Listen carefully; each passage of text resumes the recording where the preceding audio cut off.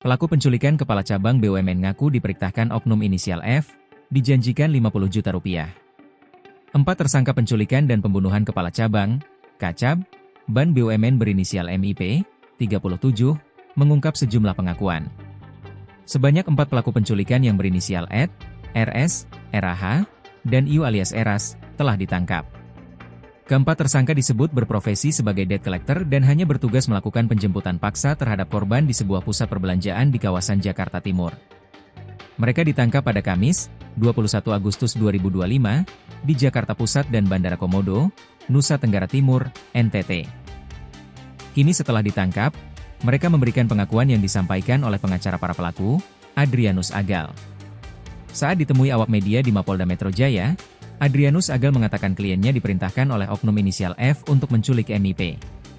Adik kami Eras dan kawan-kawan ini diminta untuk menjemput paksa di waktu sore untuk diserahkan di daerah Jakarta Timur, ungkapnya, Senin, 25 Agustus 2025. Ia menyebut, ada jeda waktu pada saat korban dijemput paksa dan diserahkan oleh keempat pelaku penjemputan paksa ini yang diduga kepada oknum aparat. Namun, Adrianus menolak untuk menyebut asal instansi oknum aparat tersebut. Ketika itu, keempat pelaku langsung pulang ke tempat tinggalnya selepas mengantarkan korban.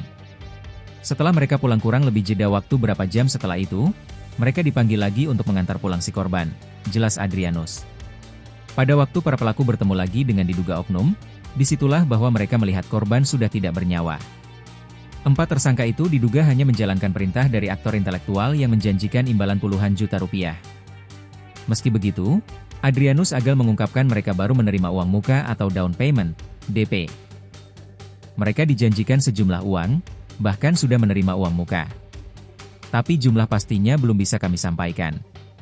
Yang jelas, total imbalan yang dijanjikan tidak lebih dari 50 juta rupiah, ungkap Adrianus, Senin. Menurut Adrianus, peristiwa ini terbagi dalam 3 klaster pelaku yakni penculik, eksekutor, dan aktor intelektual.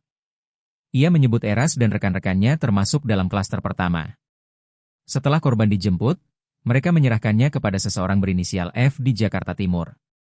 Setelah itu, tugas mereka selesai dan mereka pulang, jelasnya.